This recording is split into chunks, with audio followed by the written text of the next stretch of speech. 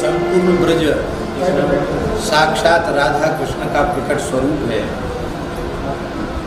उसमें गिरिराज जी ब्रजमंडल का हृदय है, साक्षात श्री कृष्ण है। और उसमें भी यह चंद्र सरोवर सारस्वत कल्प की लीला के अनुसार भगवान श्री कृष्ण की महारास स्थली, पुष्टि मार्ग के जहाज, उद्धव जी के अवतार, महाकवि सूरदास जी ने 73 वर्ष रहकर यहाँ अपने श्याम को रिझाया है। 1.25 लाख पदों की रचना, ऐसा कहा जाता है कि इसी स्थान पर बैठकर उन्होंने की। बल्लभकुल का भी यह एक महान तीर्थ है और इस महान तीर्थ को जागृत करने का श्रेय 2 महापुरुषों को है। एक पूज्य बाबा श्री ठाकुरदास जी महाराज, पंडित जी महाराज की आज्ञा से वे यहाँ आकर विराजे। और आज जो कुछ दिख रहा है संस्कार ब्रजवासियों में, ये जो कुछ उत्सव भाव भक्ति दिख रही, इसमें बाबा का योगदान है। बाबा यहाँ विराजे, बाबा ब्रजवासियों से प्रेम करते हो, ब्रजवासी बाबा से प्रेम करते। पूज्य सदगुरुदेव श्री गणेश दास जी भक्तमाली जी का भी संबंध यहाँ से, इस गांव से, ब्रजवासियों से बड़ी घनिष्ठता पूर्वक रहा, अंतिम क्षण तक रहा। ब्रजवासियों ने महाराज जी को अपना बाबा माना और महाराज जी ने गांव को अपना गांव माना।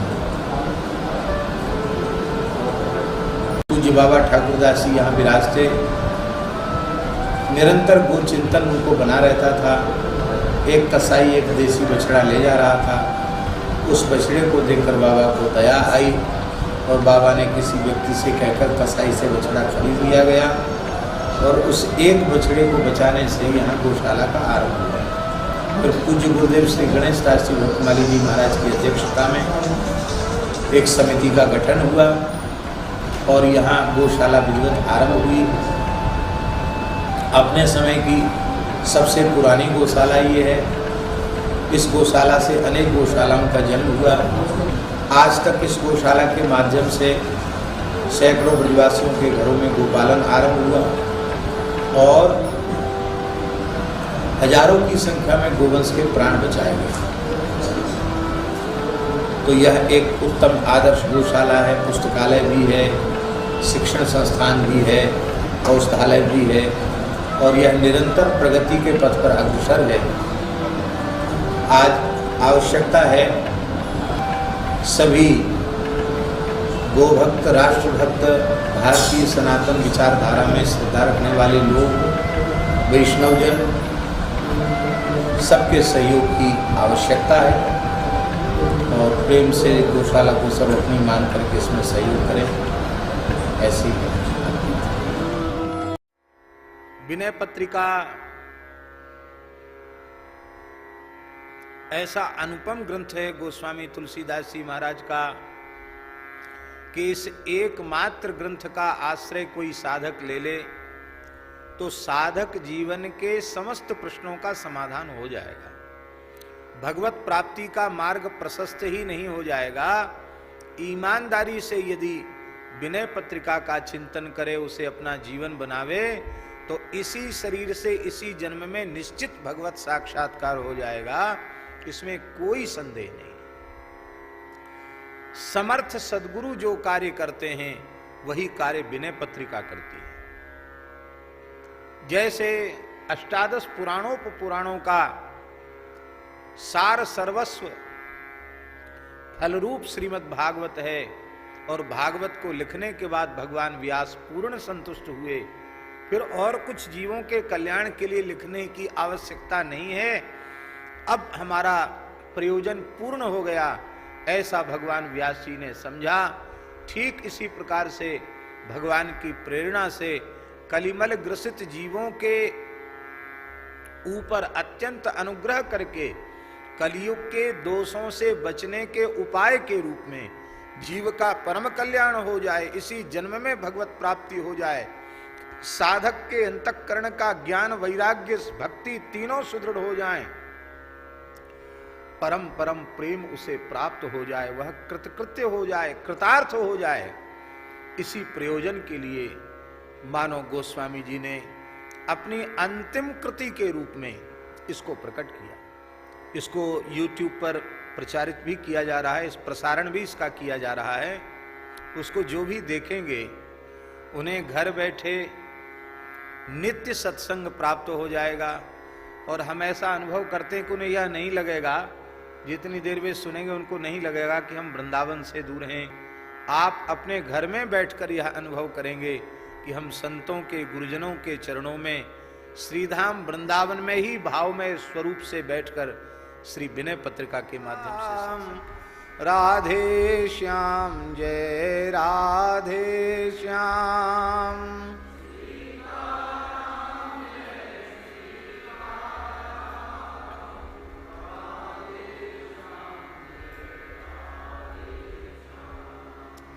सीताराम जय सीताराम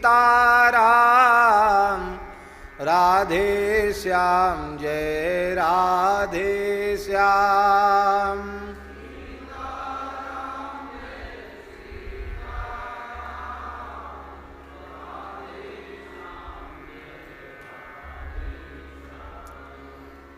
जय जय श्यामा जय जय श्याम जय जय श्री वृंदावन धाम।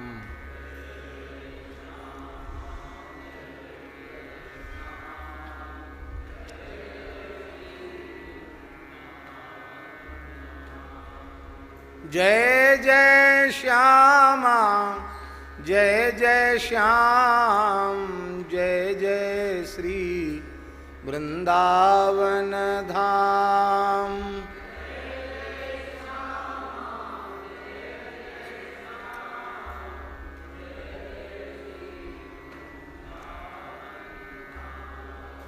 जय जय श्यामा जय जय श्याम जय जय श्री वृंदावन धाम।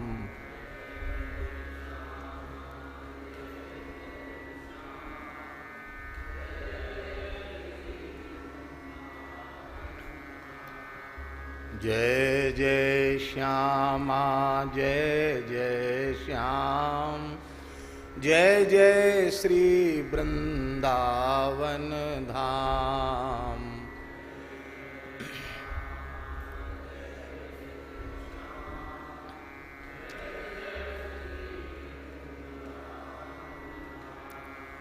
जय गोवर्धन जय ब्रजधाम श्री यमुना जी अति अभिराम।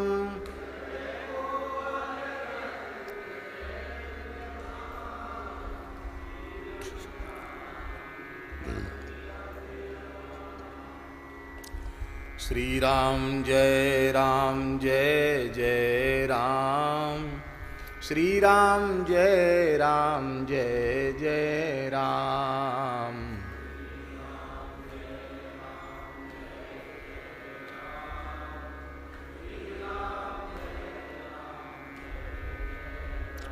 श्री सीताराम नाम महाराज की जय। श्री नित्य साकेत बिहारिणी बिहारी जी महाराज की। श्री मलुक पीठ बिहारिणी बिहारी जी महाराज की। श्री बंसीवट बिहारिणी बिहारी जी महाराज की।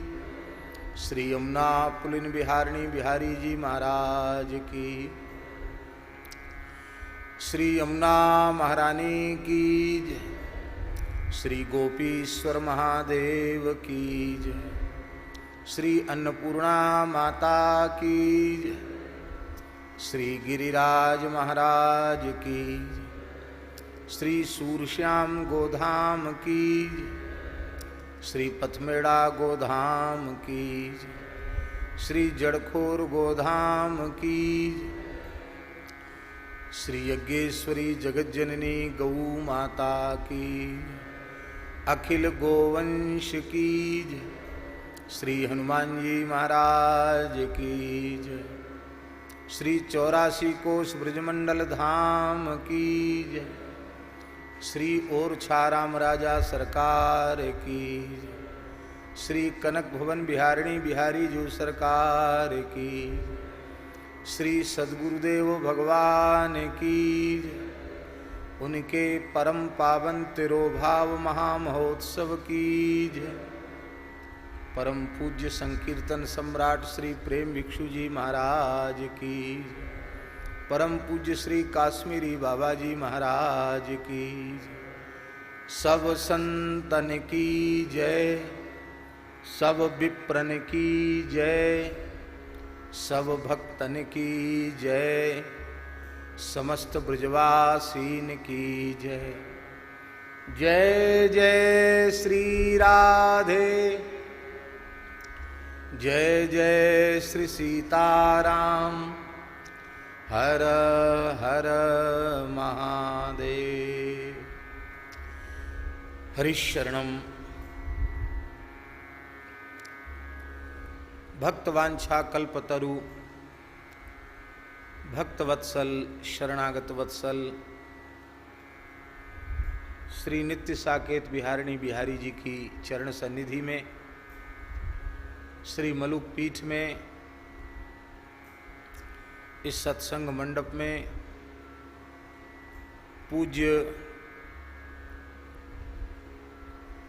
श्री गुरुदेव भगवान एवं समस्त आचार्य वृंदों की भावमयी सन्निधि में, पूज्य संतों की, ब्राह्मणों की, ब्रजवासियों की प्रत्यक्ष उपस्थिति में, संकीर्तन सम्राट श्री प्रेम भिक्षु जी महाराज के 50वें स्वर्ण स्मृति तिरोभाव के उपलक्ष्य में एवं पूज्य सद्गुरुदेव भगवान श्री भक्तमाली जी महाराज के तिरोभाव के उपलक्ष्य में हम आप सबको यह दिव्य विनय पत्रिका के माध्यम से सत्संग लाभ प्राप्त हुआ है। क्रमशः विनय पत्रिका के पदों की चर्चा चल रही है। 25वां पद जो श्री हनुमान जी की स्तुति यहाँ से आरंभ है, कल से हम लोग हनुमान जी का स्मरण कर रहे हैं।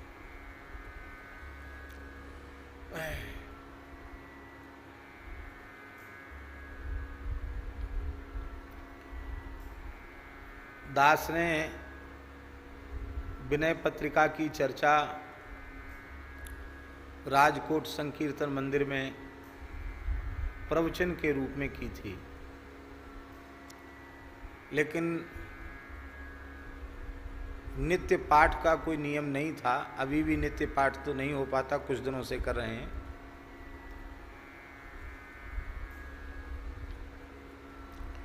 ऐसी ही कोई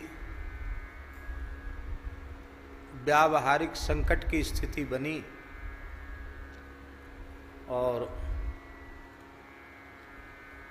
पूज्य श्री बक्सर वाले महाराज जी की बात याद आई। पूज्य श्री बक्सर वाले महाराज जी अनंत श्री समलंकृत भक्तमाल स्वरूप श्री सिया अनुज नेह निधि श्री नारायण दास जी भक्तमाली जी महाराज मामा जी, उन्होंने कहा भैया श्री करह बिहारी सरकार ने आज्ञा की थी कि 11 पद रघुनाथ जी को विनय पत्रिका के नित्य सुनाओ। भक्तों के लिए इससे बड़ा अवलंब कोई दूसरा नहीं है। असंभव भी संभव हो जाता है और निष्काम भाव से कोई करे नियम के रूप में तो निश्चित ही उसे भगवान का प्रत्यक्षानुभव हो जाता है। सब कुछ विनय पत्रिका से प्राप्त हो जाता है। वह बात मुझे स्मरण में आई और हमने 11 पद शुरू किए। वो लोग कहते हम तो बहुत लंबे समय से कर रहे हैं, कब तक हो जाएगा हमारा काम। ऐसे भी कुछ लोग हैं, अरे भाई जीवन भर करो। लेकिन दास को तो ऐसी अनुभूति हुई कि एक आवृत्ति भी पूरी नहीं हो पाई और जो असाध्य संकट था वो दूर हो गया। अरे भैया, सबसे भारी संकट तो यही है, बार बार पैदा होना, बार बार मरना। ये संकट दूर हो जाता है, भवरोग समाप्त हो जाता है, तो सामान्य संकट की फिर क्या बात है। आज ज्येष्ठ शुक्ल पंचमी, जिसे श्रुति पंचमी कहते हैं, आज की तिथि पर ही भगवान ने ब्रह्मा जी को वेदों का ज्ञान प्रदान किया था। इसलिए वेद भगवान की जयंती है आज। वेदों का ज्ञान आज ही ब्रह्मा जी को प्रदान किया। मत्स्य भगवान ने आज ही वेद ब्रह्मा जी को दिए। आज की तिथि बहुत महत्वपूर्ण है, श्रुति पंचमी। और इसी तिथि पर गुरुदेव भगवान ने श्री ठाकुर जी की नित्य लीला में प्रवेश किया।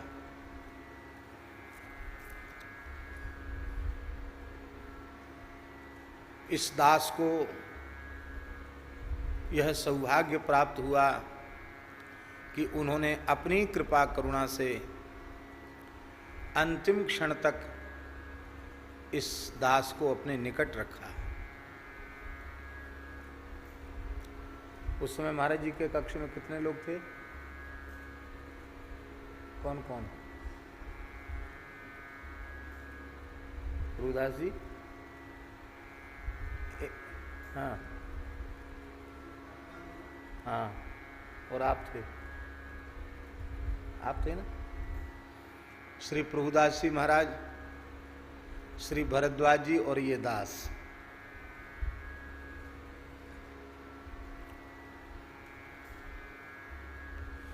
ऐसा अनुपम भगवत धाम प्रयाण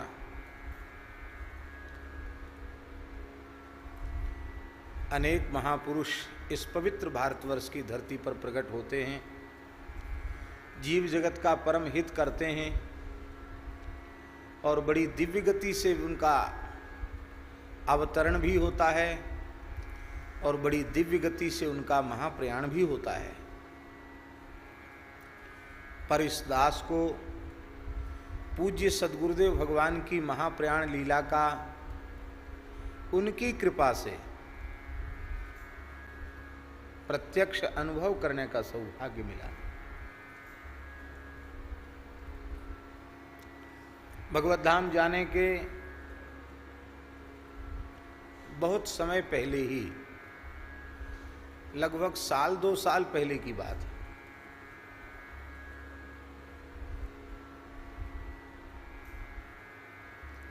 हमने महाराज जी से प्रार्थना की, महाराज जी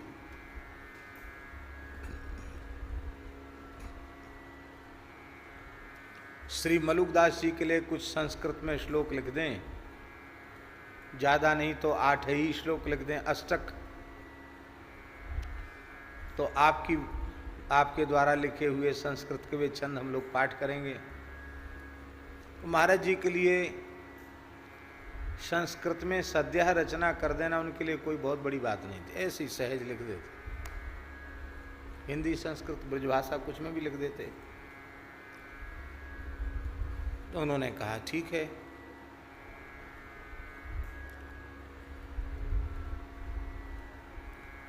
दूसरे दिन हमने प्रार्थना की, महाराज जी बोले अभी लिख नहीं पाए हैं। फिर हमने कहा, तो महाराज जी बोले देखो पंडित जी, लिखने के लिए मन बुद्धि को बटोरना पड़ता है और अब कुछ समय से हमारा मन, हमारी बुद्धि कहीं अन्यत्र रहती है। वहाँ से अपने मन को, अपनी बुद्धि को खींच कर लाना और फिर कुछ लिखना, अब ये हमारे बस की बात नहीं है।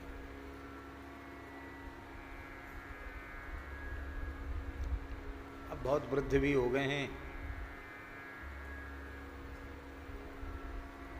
अब आप विचार करो, हमारा मन, हमारी बुद्धि कहीं लगी रहती है और वहाँ से खींचकर बाहर लाना अत्यंत कठिन कार्य है, मेरे लिए अब संभव नहीं है। तो हम पूछते हैं कि सारी धरती पर 1 इंच भूमि जिनकी अपनी न हो, अपने जीवन में अपने लिए फूस की झोपड़ी भी न जिन्होंने बनाई हो, 1 रुपए का संग्रह जिन्होंने न किया हो, ऐसे परम वीतराग, परम त्यागी, तपस्वी, वैराग्य की, त्याग की, ज्ञान की, भक्ति की साक्षात प्रतिमूर्ति सद्गुरुदेव भगवान, जिनका अणुमात्र भी संसार में कहीं राग नहीं था, जो वस्तुतः पद्म पत्र मिवाम्भसा की तरह थे, जल में कमल के समान, सर्वथा निर्लिप्त, तो ऐसे महापुरुष का मन बुद्धि कहाँ लगा रहता होगा, जहां से हटाना मुश्किल है। इससे स्पष्ट हो गया कि वे निरंतर भगवत भाव में ही डूबे रहते थे।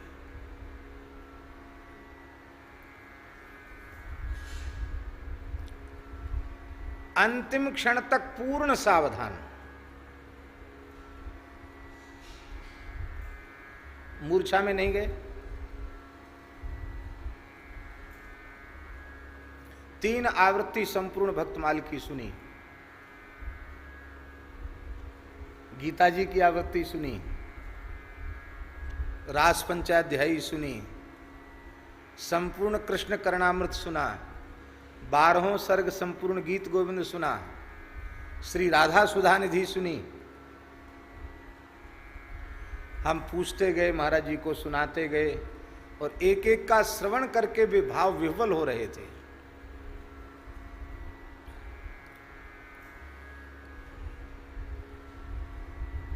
जाने के पूर्व संतों का भंडारा भी उनके समक्ष हुआ। संतों का चरणामृत और शीत प्रसाद लेने की इच्छा व्यक्त की, वो भी उन्होंने लिया। और पूज्य श्री जगन्नाथ प्रसाद भक्तमाली जी पंडित जी, उनके दौहित्रों को बुलाकर गोदान भी संपन्न कराया।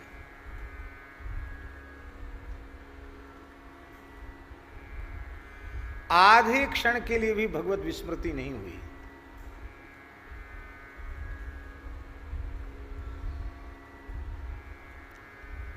पूज्य पंडित जी के कृपा भाजन श्री उपाध्याय जी थे ना, गोरेदाऊ जी में विराजते थे, वो दर्शन करने आए। बिहारी जी में हमको मिल गए। महाराज जी कैसे? मैंने कि महाराज जी की तबीयत तो अच्छी नहीं है। दर्शन करने आए, पूछा महाराज जी कैसे? इसी कक्ष में। महाराज जी ने कहा बहुत आनंद है, बहुत आनंद है, बहुत आनंद है, 3 बार। फिर बोले एक बात का बहुत कष्ट है, इस नासवान मलमूत्र भांड शरीर के लिए आप जैसे महात्मा अपना भजन साधन छोड़ के यहां तक कष्ट करते हैं, बस इसी बात का कष्ट है।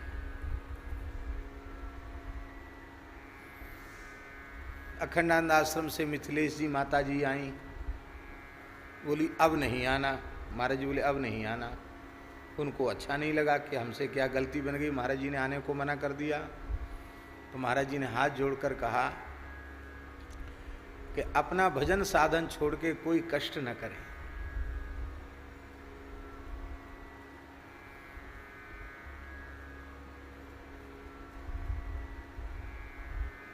अंतःकरण की स्थिति कैसी थी?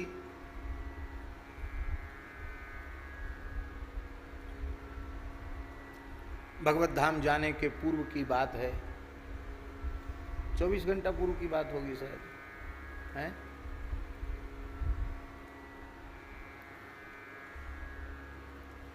हम यहां से गोपीश्वर महादेव दर्शन करने गए, लौट के आए।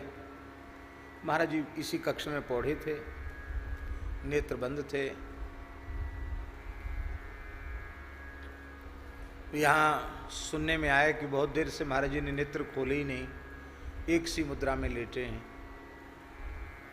तो हमने आवाज लगाई, श्री सीताराम, श्री सीताराम, श्री सीताराम।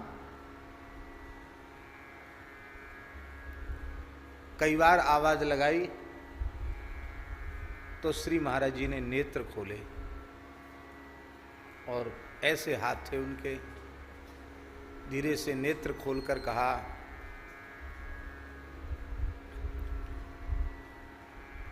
श्री ठाकुर जी की, श्री जी की सेवा तो हो गई है, आरती बाकी है, अब आरती तुम कर लो। इसका मतलब क्या है? कि नेत्र बंद करके वे ठाकुर जी की सेवा कर रहे थे। बार बार हमने पुकारा तो वे आरती छोड़कर बाहर पधारे, बोले अब हम शिथिल हैं, आरती तुम कर लो। उस समय भी मानसी भाव राज्य में युगल सरकार की सेवा पूजा आरती उनके द्वारा हो रही थी। दास ने कहा जो आ गया, और श्री ठाकुर जी का शयन हो गया था, आरती स्तुति सब हो गई थी, ब्यारू की तैयारी थी।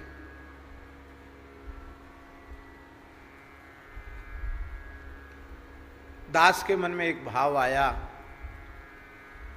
कि महाराज जी के भाव राज्य में भीतर प्रवेश करके आरती करने की सामर्थ्य तो दास की है नहीं, पर संतों के बाहर भीतर दो नहीं होता, एक ही होता है। जो भीतर हैं वही तो बाहर हैं, जो उनके हृदय कुंज में विराज रहे हैं वही तो मंदिर में विराज रहे हैं।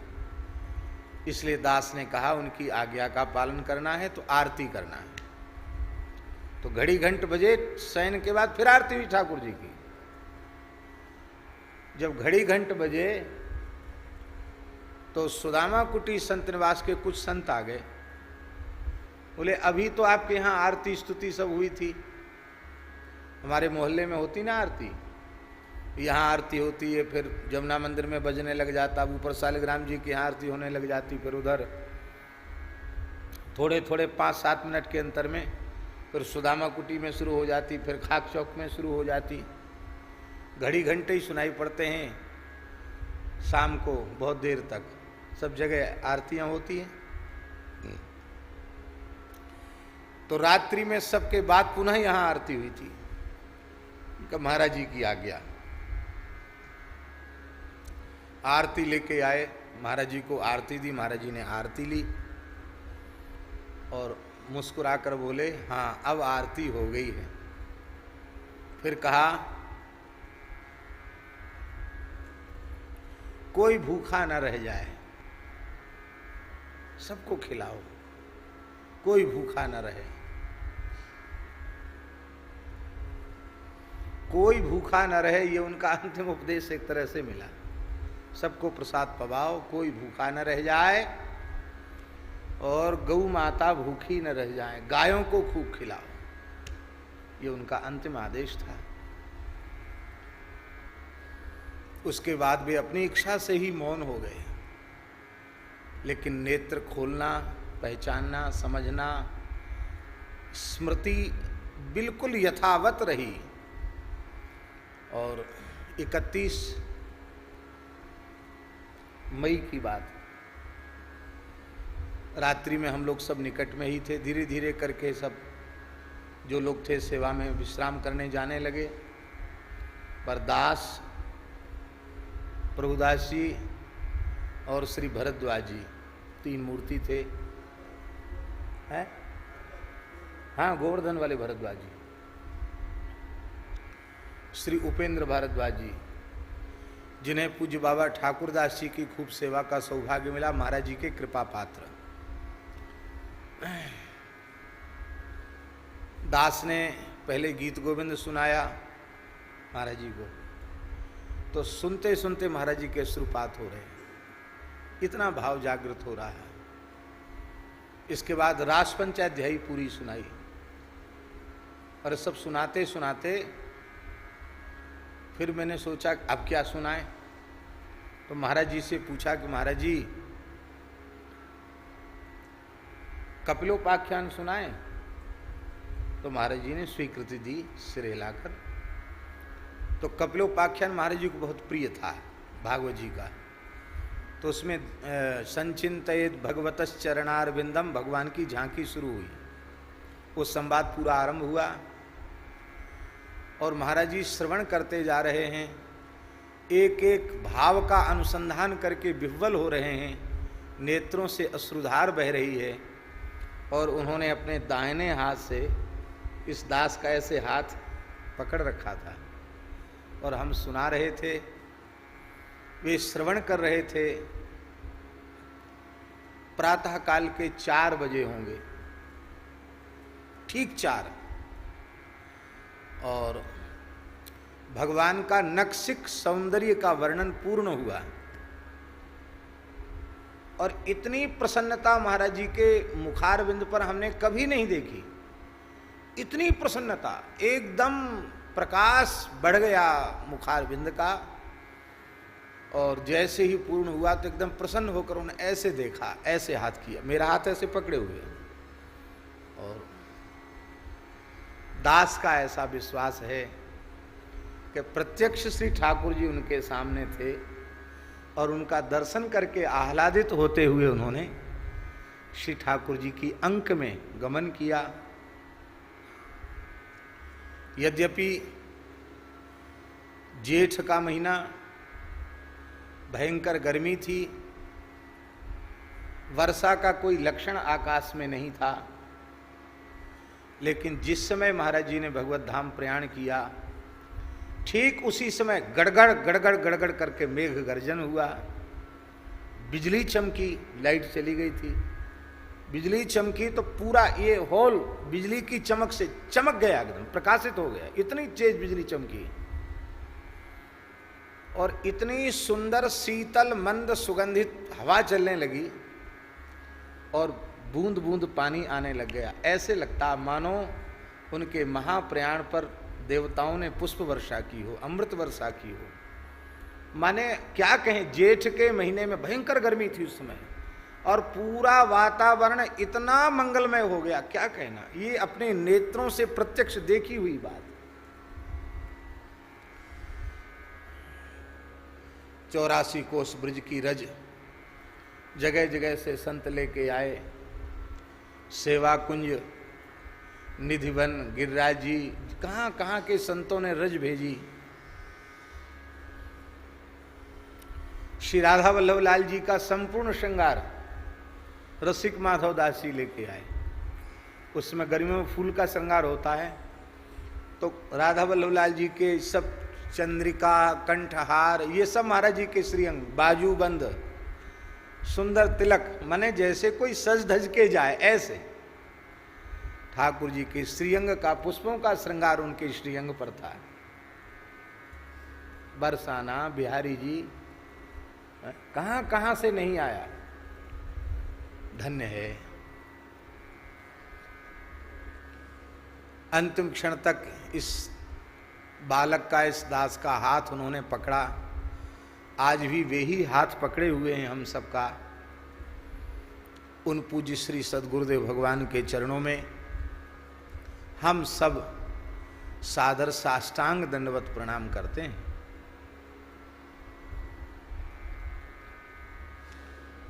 पहले, बहुत पहले की बात है, जब श्री पटिया वारे बाबा सरकार विराजमान थे, तब महाराज जी महीना महीना, 2-2 महीना हरे राम बाबा के साथ करह में रहे। जब पटिया वारे बाबा सरकार वहां विराजते थे तब की बात है। तो करह वाले महाराज जी से भी बहुत प्रेम, बहुत निकटता थी, क्या कहना।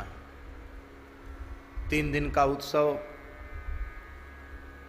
श्री गिरधर गोपाल शास्त्री जी ने बड़े भाव से, बड़े प्रेम से श्री भक्तमाल जी का गायन किया। आज कई महापुरुष पधारे थे और खूब सुंदर उत्सव, पाठ, प्रसाद भी खूब दिव्य था और हम सब ने लाभ लिया। अभी भी सत्संग के बाद यदि कुछ प्रसाद यहाँ होगा तो सबको थोड़ा थोड़ा प्रसाद उत्सव का देना चाहिए। ऐसे भगवत स्वरूप, भगवत प्राप्त, जीवन मुक्त महापुरुष के उत्सव के प्रसाद का एक कण मिल जाए, वह जीव परम सौभाग्यशाली है। ओरछा से भी संदेश प्राप्त हुआ है। श्री गंगादास जी, दीनबंधु दास जी, रघुनाथ दास जी, अनिरुद्ध दास जी, सब संत वहाँ पहुँचे थे। अनिरुद्ध दास जी तो वहाँ रहते ही हैं। लिधौरा वाले महाराज जी भी आ गए थे। और यद्यपि प्रशासन को भी सूचित कर दिया गया था और सबको कह दिया था कि कोई आवे नहीं, अपने घर में ही रह करके पूज्य गुरुदेव भगवान का उत्सव मनावें, क्योंकि इस समय सरकारी निर्देश भी है और आत्म सुरक्षा की दृष्टि से, देश के हित में सभी सरकारी निर्देशों का सबको पालन भी करना चाहिए। लेकिन कमलेश जी बता रहे थे कि सबको मने किया गया था, फिर भी कम से कम 250-300 लोग आ ही गए, सब जगह से आए, कोई माना नहीं, सब आए, सब उत्सव में सम्मिलित हुए, सब ने प्रसाद लिया। यद्यपि जो क्या कहते हैं उसको, अंग्रेजी नाम भूल जाते हैं, सोशल डिस्टेंसल कहते, क्या कहते हैं अंग्रेजी नाम है, जो यहाँ 2 गज की दूरी, ये ठीक, तो उसका भी प्रयास किया गया। ये महापुरुषों का उत्सव इससे लगता है कि ऐसी विकट परिस्थिति में भी वहाँ भी दिव्य उत्सव, यहाँ भी दिव्य उत्सव, और पता नहीं कितने घरों में उत्सव मनाया गया होगा, कहाँ कहाँ तक नहीं मनाया गया होगा। निश्चित ऐसा लगता है कि श्री ठाकुर जी के उत्सव महोत्सव तो आचार्य करते हैं, संत करते हैं, गुरुजन करते हैं, और गुरुजनों का, आचार्यों का, भक्तों का महोत्सव तो स्वयं ठाकुर जी मनाते हैं। आज देर तक यहाँ उत्सव पंगत वगैरह चली, विलंब हुआ, और हम बहुत विलंब से आए। रोज तो प्रायः समय से ही आ रहे थे, समय से क्या, समय से कुछ पहले। तो अपना एक जो दोष है वो कभी न कभी तो प्रकट होना ही चाहिए। तो आज यहाँ कुछ धुलाई सफाई वाली बात भी थी, और मूल में अपना प्रमाद। हम तनिक विश्राम में न जाते तो सब समय से हो जाता। फिर स्नान संध्या बिना किए आवें वो भी ठीक नहीं, स्नान संध्योपासन करके तब उपस्थित हुए, थोड़ा विलंब हुआ। उस विलंब के लिए हम क्षमा प्रार्थी हैं, आप लोगों को प्रतीक्षा करनी पड़ी। अब अधिक समय न लेते हुए श्री गुरुदेव भगवान के चरणों में प्रणाम करते हैं, और श्री हरेराम बाबा के एक पद के माध्यम से गुरु जी का स्मरण करते हैं। आते न वह परमेश जो गुरुदेव के आकार में, आते न वह परमेश जो गुरुदेव के आकार में, आते न वह श्री राम जो गुरुदेव के आकार में, आते न वह श्री राम जो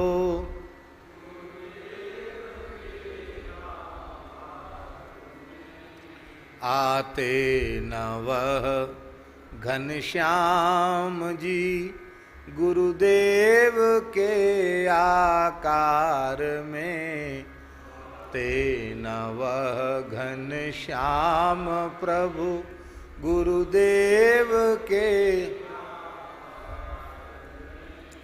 रहता अंधेरा ही अंधेरा मोह का संसार में, रहता अंधेरा ही अंधेरा मोह का संसार, होते सभी रत भोग में अपना ही स्वार्थ साधते, होते सभी भोग में अपना ही स्वार्थ साधते, है कौन निष्कामी बना देता लगा उपकार में, है कौन निष्कामी बना देता लगा उपकार में, आते न वह श्री राम जो गुरुदेव के आकार में आते नव, श्री राम जो गुरुदेव के आकार में रहता अंधेरा ही अंधेरा मोह का संसार में, रहता अंधेरा मोह का संसार। अंतःकरण तमना सहित निज बचन किरण प्रकाशिके, अंतःकरण तमना सहित निज बचन किरण प्रकाशिके, है इस तरह से कौन लगता जीव के उद्धार में, है इस तरह से कौन लगता जीव के उद्धार में। आते न वह परमेश जो गुरुदेव के आकार में, आते न वह परमेश जो गुरुदेव के आकार में, रहता अंधेरा ही अंधेरा मोह का संसार में, रहता अंधेरा ही अंधेरा मोह का संसार। गुरुदेव के चरणार बिंदों की शरण जब तक न ली, गुरुदेव के चरणार बिंदों की शरण जब तक न ली, गुरुदेव के चरणार बिंदों की शरण जब तक न ली, गुरुदेव के चरणार बिंदों की शरण जब तक न ली, दिन जिंदगी के इस तरह कितने गए बेकार में, दिन जिंदगी के इस तरह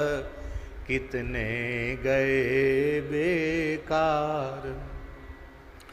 आते न वह श्री राम जो गुरुदेव के आकार में, आते न वह श्री राम जो गुरुदेव के आकार में, रहता अंधेरा ही अंधेरा मोह का संसार में, रहता अंधेरा ही अंधेरा।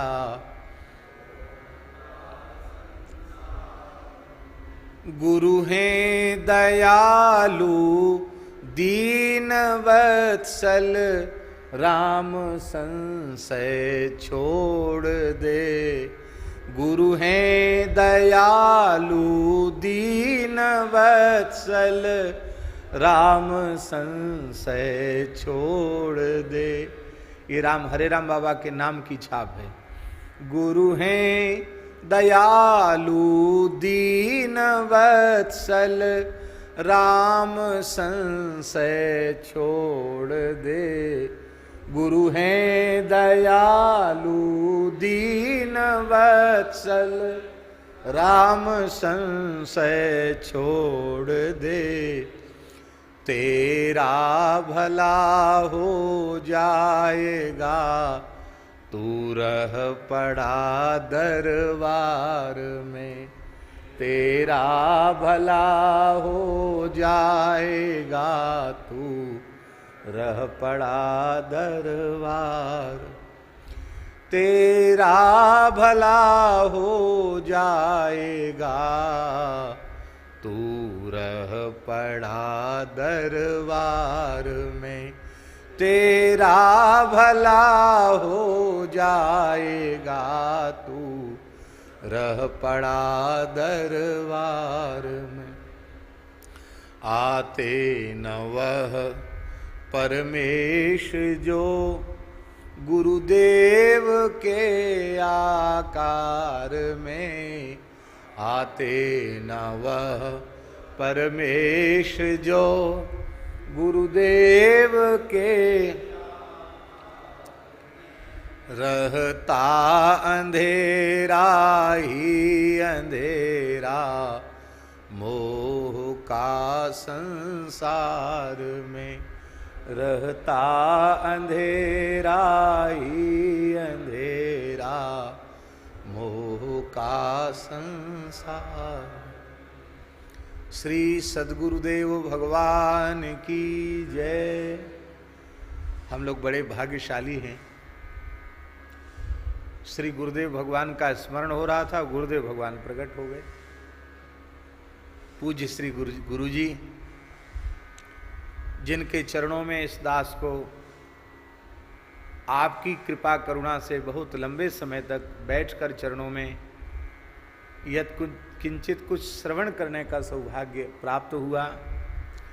गुरुजी ने तो बहुत उदारता से पढ़ाया, पर दास को जैसे पढ़ना चाहिए था, जैसे अधिगम करना चाहिए था, वैसा नहीं कर सका। पर खूब गुरुजी ने वात्सल्य पूर्वक पढ़ाया। और पूज्य श्री महाराज जी से गुरुजी का बहुत भारी प्रेम। महाराज जी हमेशा गुरुजी कहते, चर्चा करते तो गुरुजी ही बोलते। और महाराज जी, गुरुजी के घर में जाकर प्रसाद भी महाराज जी ने पाया और खूब तृप्त होकर माता जी ने बनाया और महाराज जी ने प्रसाद पाया। पूज्य खाकचौक वाले महाराज जी और पूज्य गुरुदेव श्री भक्तमाली जी, दोनों गुरुजनों से गुरु जी का बहुत प्रेम। और इस समय वो सरकारी निर्देश चल रहे हैं, लॉकडाउन की स्थिति चल रही है, चाह कर भी सबको सूचित नहीं कर सके। लेकिन आज श्री गुरुदेव भगवान की उपस्थिति से आज का महाराज जी का उत्सव अब परिपूर्ण हो गया। गुरु जी आ गए तो आज परिपूर्ण हो गया। श्री गुरुदेव के श्री चरणों में हम सादर दंडवत प्रणाम करते हैं और साथ ही प्रार्थना करते हैं कि यदि अनुकूलता हो तो दो शब्द कुछ भी आपकी वाणी से समर्पित हो जाए। भैया ये माइक लगा दो, ये लगा दो। हरि ओम तत्सत। हरि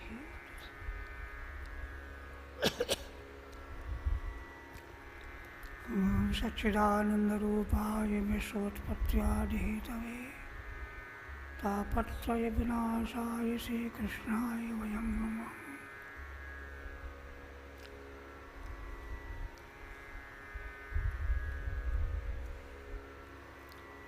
अनंत कोटि ब्रह्मांड नायक श्री भगवान की महती अनुकंपा से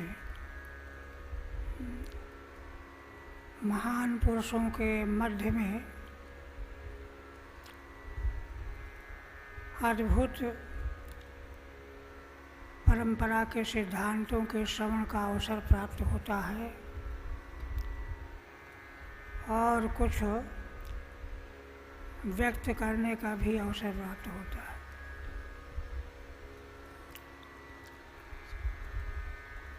देखिए, साक्षात परमात्मा के द्वारा जीवों के प्रति अकारण करुणा बरनारे भगवान का इतना स्नेह और प्रेम है, जिसका वेदांत दर्शन में भाष्यकार ने बड़े विस्तार से निरूपण किया, वर्णन किया है। वहाँ प्रश्न उठाया गया है कि सृष्टि की रचना प्रथम अध्याय, प्रथम पाठ, प्रथम सूत्र तथा तो ब्रह्म जिज्ञासा से लेकर के दूसरे अध्याय में फिर इस पर पूर्व पक्षियों की ओर से बड़ा प्रश्न किया गया है, तर्क वितर्क। उस सब का समाधान सारांश रूप में जो वर्णन किया गया है वही बात हम यहाँ रखना चाहते हैं। उसमें कई तरह के प्रश्न उठाए गए हैं, किंतु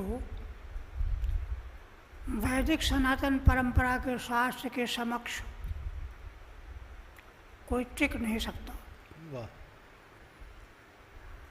भगवत तत्व के स्वरूप का वर्णन जो वेदांत के द्वारा किया गया है,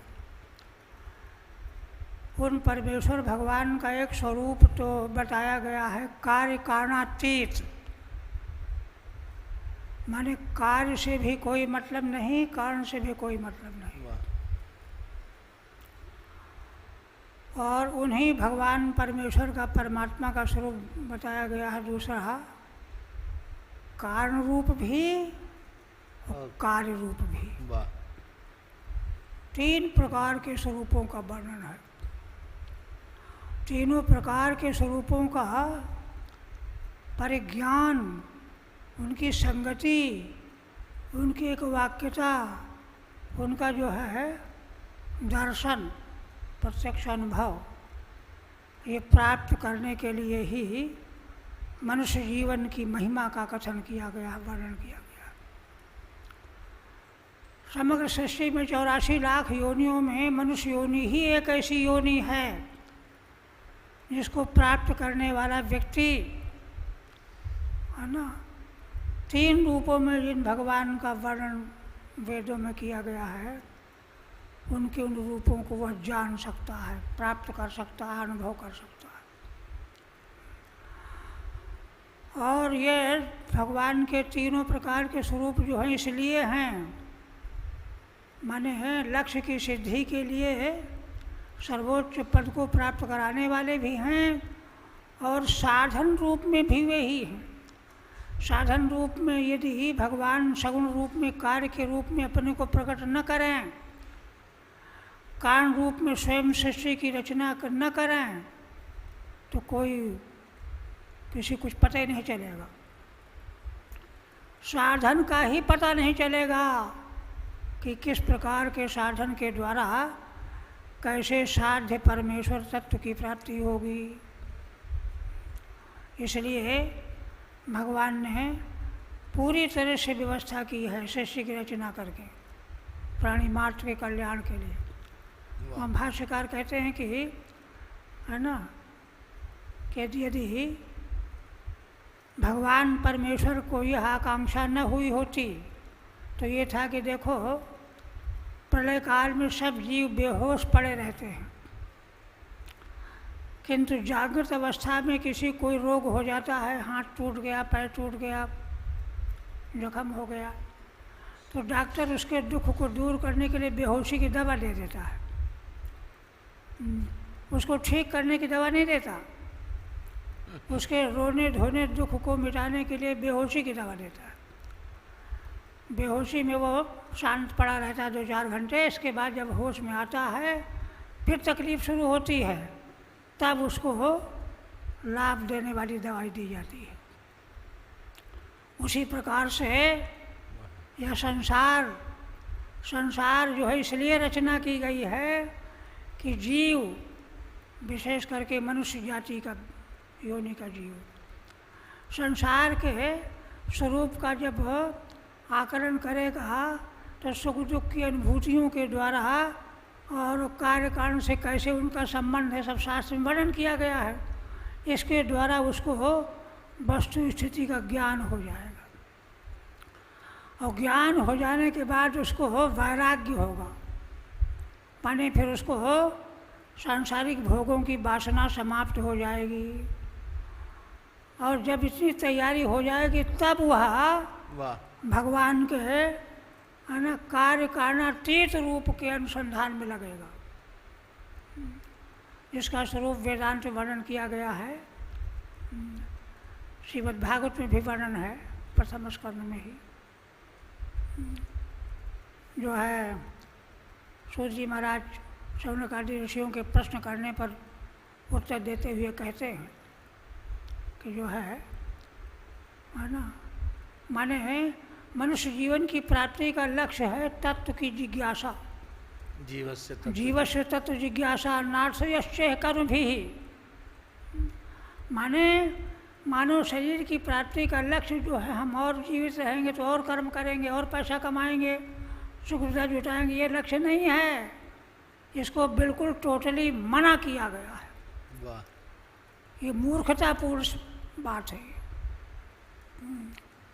कहते वो तत्व है क्या जिसका साक्षात्कार जीवन का लक्ष्य है? देखिए वे वैदिक सिद्धांत मार्ग का क्या है, गुरु परंपरा से जिस बात को हमको प्राप्त करना है और जिसके लिए गुरु की अनिवार्यता है, उसके रहस्य को, सार को समझना है ना। सूर्य महाराज कहते हैं कि वदन्ति तत्त विदस्त ज्ञान मद्वयम। देखो तत्व की बात यूँ तो बकवास कोई नैयायिक, वैशेषिक, बौद्ध, नास्तिक, जैन ये सब अपने अपने मत की बात कहते हैं, किंतु इनमें कोई सार नहीं है ना। तत्व की बात तो तत्व को जानने वाला ही बता पाएगा। तो वदन्ति तत्त विदस् तत्वम, तत्वम जानन्ति जानन्ति तत्वविदा। तत्व कौन जानेगा, उसकी बात आगे आएगी, है ना। कहते वो क्या है, कहते तत्व ज्ञानी लोग उस तत्व को स्वरूप यह बताते हैं, है ना। यज ज्ञानम अद्वयम, अद्वयम यज ज्ञानम तत्तत्वम वदन्ति। अद्वय ज्ञान।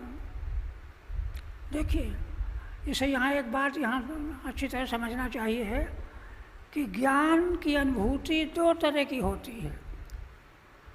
एक ज्ञान जो हो वृत्ति ज्ञान होता है, त्रिपुटी ज्ञान होता है। त्रिपुटी ज्ञान में तीन चीज़ें निश्चित रूप से रहती हैं, ज्ञाता ज्ञान ज्ञेय, ध्याता ध्यान ध्येय। जानने वाला, जानने वाली वस्तु और जानने का ढंग प्रकार। यह है ना जगत को प्रकट करने वाला, कार्य रूप में प्रकट करने वाला वह है ना वृत्ति ज्ञान है, द्वैत ज्ञान है, माने वृत्ति ज्ञान है, ज्ञान द्वय, माने एक तरह से त्रिपुटी ज्ञान है। त्रिपुटी ज्ञान ही वृत्ति ज्ञान, द्वैत ज्ञान कहा जाता है। किंतु यह ज्ञान जो है ना, मूल अधिष्ठान के बिना इसका अस्तित्व ही नहीं है। त्रिपुटी ज्ञान कहाँ से आया, कैसे प्रकाशित हुआ? श्रीमद् भागवत में दो स्थानों पर इस पर विवेचन किया गया है। जैसे देखिए नेत्र की उत्पत्ति, हमारा नेत्र है जिसके द्वारा रूप का दर्शन करते हैं, उसका केंद्र है भगवान सूर्य, सूर्य भगवान। और है ना सूर्य माने अग्नि तत्व से ही रूप तन्मात्रा की उत्पत्ति होती है। और रूप तन्मात्रा ज्ञान नेत्र से होता है। तो नेत्र का भी संबंध सूर्य से और रूप की उत्पत्ति भी सूर्य से ही हुई है। किंतु है ना सर्वाधिष्ठान अगर सूर्य का प्रकाश अगर न हो, है ना, तो नेत्र होने पर भी, रूप होने पर कुछ नहीं दिखेगा, है ना। तीनों की त्रिपुटी रहने पर दिखते इसलिए हैं, अधिष्ठान तत्व रहता है। वो जो अधिष्ठान है माने ज्ञाता का भी वही उत्पादक है, ज्ञेय का भी वही उत्पादक है, वही ज्ञान की प्रक्रिया का उत्पादक है। वह जो है अद्वैत ज्ञान है, त्रिपुटी से अतीत अद्वैत ज्ञान है। वह अद्वैत ज्ञान त्रिपुटी से ज्ञान है, तत्व वो है, वही तत्व है जिसको पहले हमने बताया कि भगवत स्वरूप का जो वर्णन है शास्त्रों में, वेद परंपरा में, कार्य कारणातीत है। उसमें कारण की और कार्य की से परे की बात है। तो वदन्ति तद्विस्तृत ज्ञान मध्वम ब्रह्म, उसी को देखिए। तो कहा कि वो भी कहा गया है और ऐसा भी कहा गया, वैसा भी कहा गया। तो देखिए सूत जी महाराज कहते हैं कि उसी को, माने तत्व तो एक ही है, वह अपनी ही अद्भुत शक्ति से जो है अनेक रूपों में दिख रहा है, भास रहा है। सोना एक है लेकिन उससे बने हुए हजारों आभूषण बन जाते हैं, है ना। तो उसी को कहते हैं ब्रह्मेति परमात्मेति भगवान इति शब्दते। वेदांती उसको ब्रह्म शब्द के द्वारा कहेंगे, योगी लोग उसको परमात्मा शब्द के द्वारा कहेंगे, समाधि के द्वारा उसको बोध प्राप्त करेंगे, और भक्तजन जो हैं भगवान शब्द के द्वारा कहेंगे, है ना। इस प्रकार से माने परंपरा के अनुसार, साधन की परंपरा के अनुसार 3 नामों के द्वारा जिसका वर्णन शास्त्रों में किया गया है वह वही तत्व है। उस तत्व के रूप को जानना है। उसको जान लेने के बाद फिर तीनों में अंतर नहीं है ना। तत्व तो अद्वय रूप है। अद्वय का मतलब होता है जिसमें दो नहीं है। छांदोपनिषद के 6वें अध्याय में महर्षि उद्दालक और श्वेत केतु का जहाँ वार्ता का प्रसंग है, वेदांत के का जो है बहुत प्रामाणिक वक्तव्य है वहाँ पर। तो वहाँ महर्षि उद्दालक कहते हैं कि पुत्र श्वेत केतु, देखो ये जो कुछ भी जगत प्रपंच दिखाई दे रहा है, जानते हो पहले एकमात्र सदैव सौम्य लवग्रासीत एकमेवाद्वितीयम्। हे सौम्य वत्स पुत्र को कह रहे हैं, संबोधन कर रहे हैं। केवल मात्र सत तत्व ही था जिसको अद्वितीय ज्ञान कहा गया है। वह कैसा था? एकमेवाद्वितीयम्, एकम। एव जो है व्यावृत्ति के लिए है, माने भेद की अभिवृत्ति के लिए है एव। और अद्वितीय, देखिए 3 प्रकार के भेद स्वीकार किए गए हैं दार्शनिकों के परंपरा में। सजाति भेद, विजाति भेद, स्वगत भेद। सजाति भेद का मतलब जैसे गौ जाति एक लेकिन गौ व्यक्ति अनेकों हैं, ऐसा भेद वहाँ नहीं है सत्य में। विजाति भेद क्या है ना, घोड़ा जाति एक है ना, और बैल दूसरा, बकरी तीसरा, शेर चौथा, माने जाति भेद है ये सजा, माने विजाति भेद है।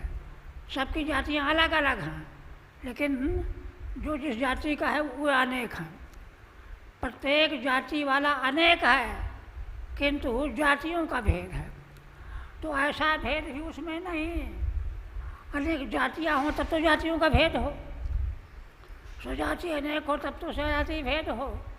और सुगत भेद क्या है? सुगत भेद का मतलब होता है कि एक अवयवी हो, उसके अवयव, जैसे वृक्ष है, वृक्ष की जड़ नीचे होती है जमीन की, ऊपर तना, शाखाएं, डालें, पंखुड़ियाँ, है ना, पत्ते, फूल, फल, ये जो हैं अवयव भेद है, स्वगत भेद है।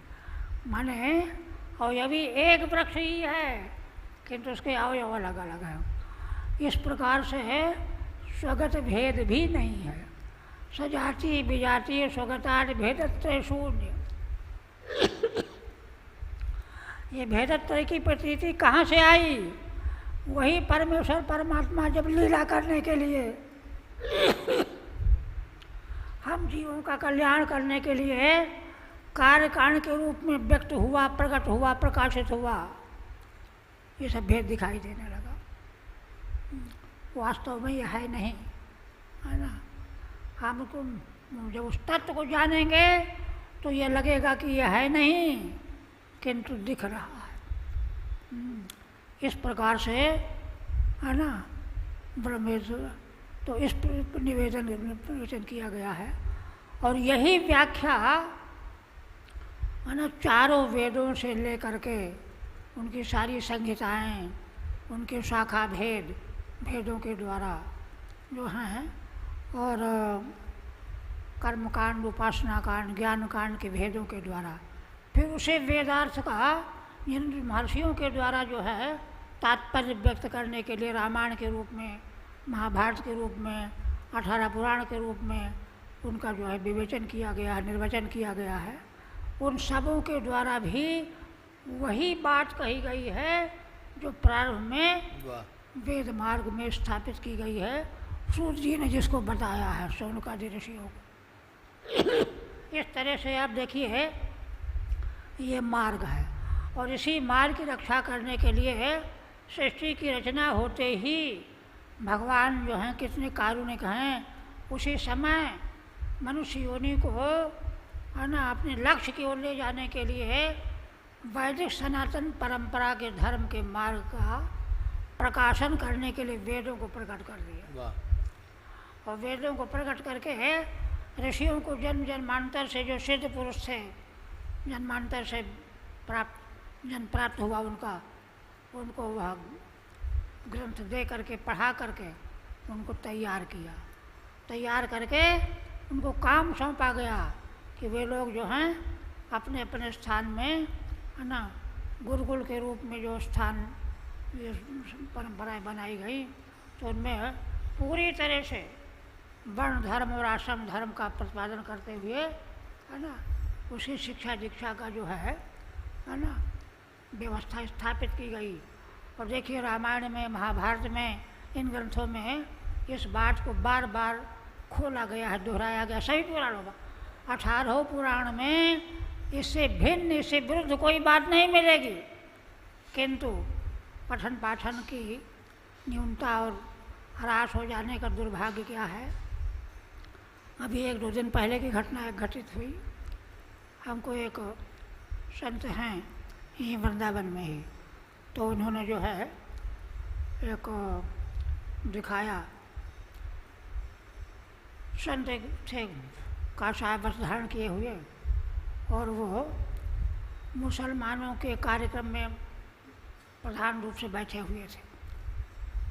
शंकराचार्य के उनका संबोधन किया जा रहा था, और वो अपने प्रवचन में क्या कह रहे हैं कि देखो भारतीय परंपरा में हिंदू जो है ना मुसलमान या कोई कुजात जान करके उसकी आलोचना उसको नहीं करनी चाहिए।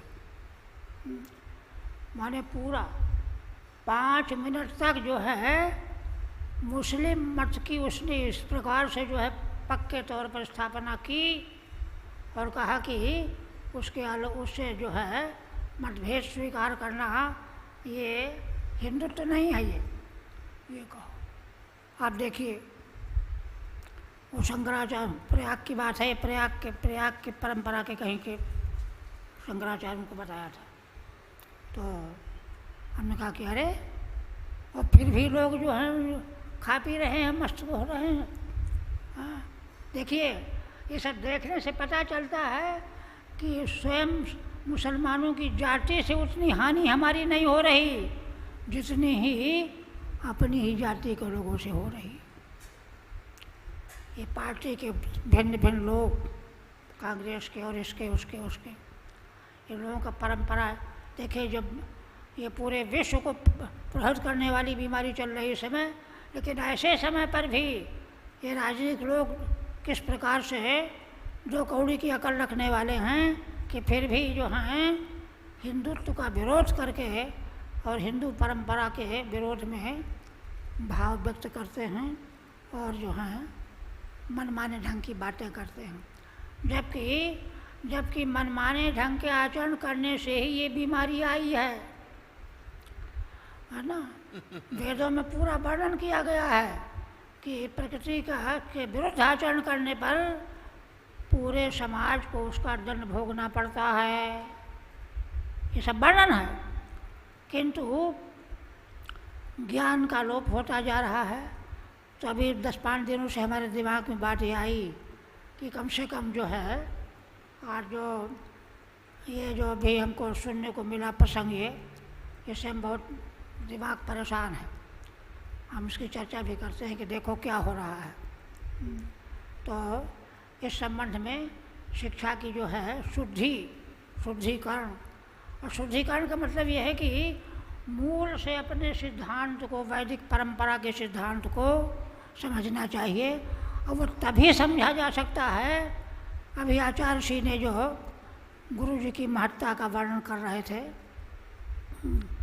वह दृष्टि जब तक हमको नहीं प्राप्त होगी, वह दृष्टि ही उस प्रकार से इस मार्ग को प्रकाशित करने वाली है।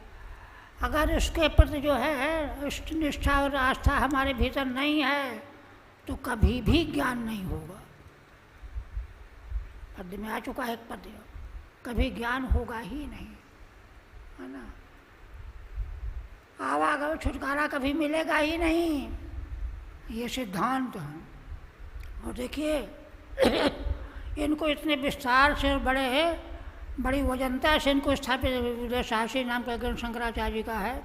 तो वहाँ उन्होंने कहा कि देखो, जब तक ये लक्षण न हो तब तक किसी के समक्ष जो है वेदांत विद्या, ब्रह्म विद्या की चर्चा नहीं करनी चाहिए, है ना। कहते हैं कोई व्यक्ति, है ना, ब्रह्मलोक का राज्य देने को तैयार हो, ब्रह्मलोक दे देंगे हम तुमको, हमको ये सुना दो, समझा दो, तो भी मना कर देना चाहिए, नहीं जाओ।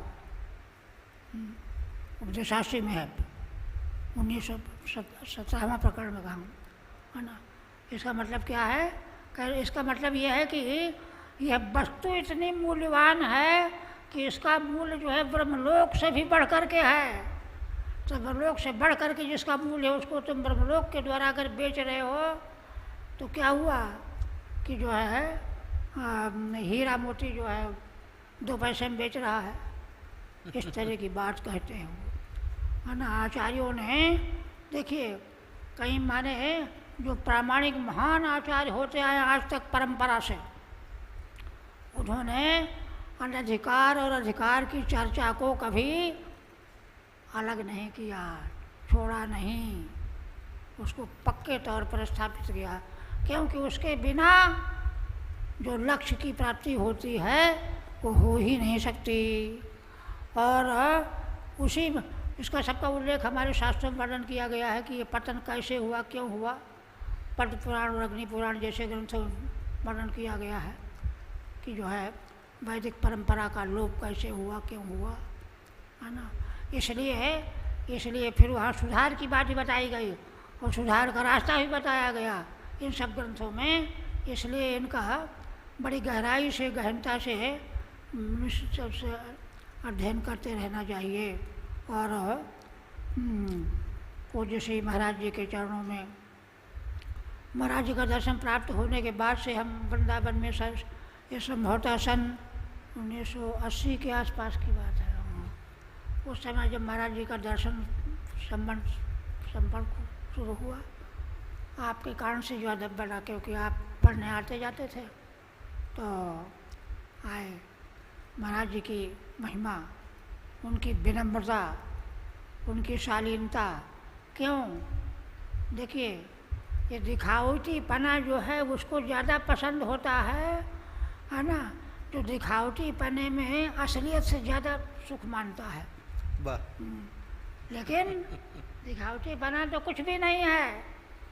महाराज जी में हमने देखा, हमने आपसे कहा था कि देखो शास्त्रों ने संतों का जो स्वरूप वर्णन किया, कथन किया है,